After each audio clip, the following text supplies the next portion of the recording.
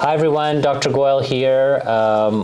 We have another episode of Peak Canine, and today I have my good friend with me, Neeraj Jain. We want to talk to you today about special testing for dogs called the Hemoglobin A1C test.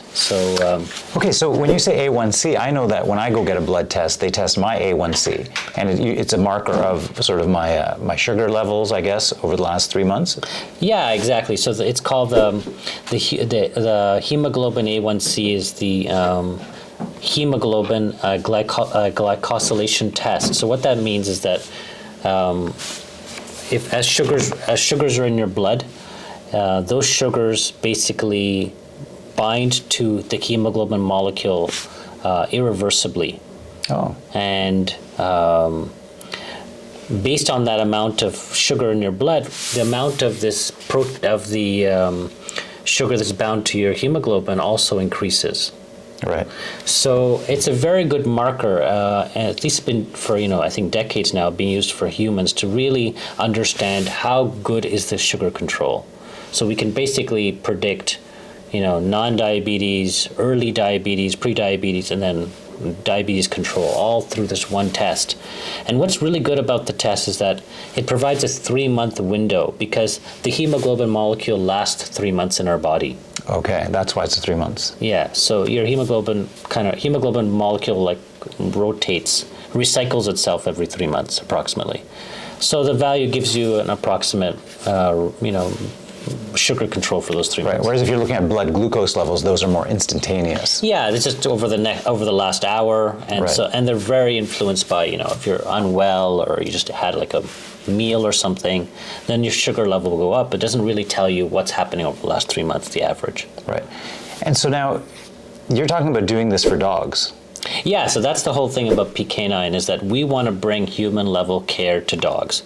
And there's a huge gap here with dogs because the A1C test is not being done in dogs for whatever reason. Okay. It's kind of like a, let's just call it, maybe structural issues or, just habits or whatever, or they don't have the infrastructure to basically provide this type of testing. Currently, the testing is something called fructosamine, which is another test that's looking at the amount of what we call glycosylated proteins, primarily albumin, in the blood. And albumin has a turnover rate of about 8 days. Okay. So the test, gives you about a 1 to 2 week ratio, 1 or 2 week window on what's happening. So why would they do that test versus the A1C? Is it cheaper? I think it's a question, of the testing equipment being available. Okay.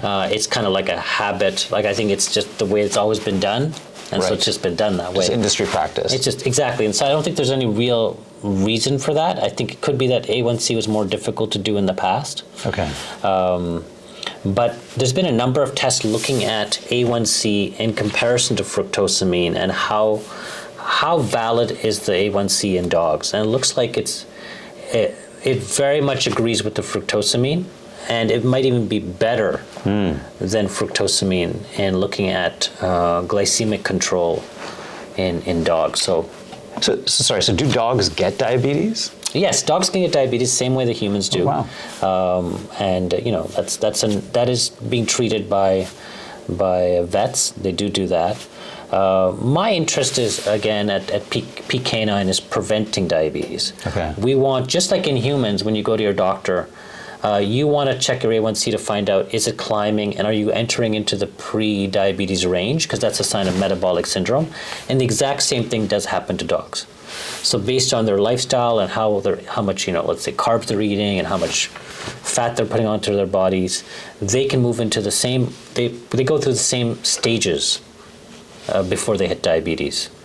So there's a real value to get this type of testing done early and regularly, so you can be on top of it and then make those type of lifestyle changes for your dog, so that they don't get diabetes. I mean, that's important, right? We love our dogs, and we want to help prevent these problems before they start.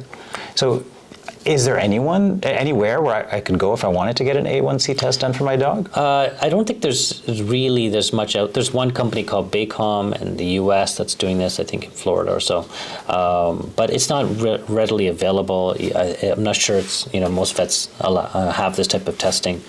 So that's how we're doing this at Canine. We're going to be offering, in-home testing of A1C for dog owners, so they can get this testing done for their pets, and then get on top of this. This will be on top of other metabolic panels that I'll be talking about on other episodes. But I just wanted today to kind of really talk about A1C and make sure that everyone's understood that why we're going to be rolling out this test to the public, and think this is really good. Yeah, no, that sounds great. Yeah. So, anyways, I hope this was helpful, and please leave me any comments if you have any on the value of metabolic testing in dogs, A1C testing. If you like this channel, please subscribe, and we look forward to hear from you. Take care.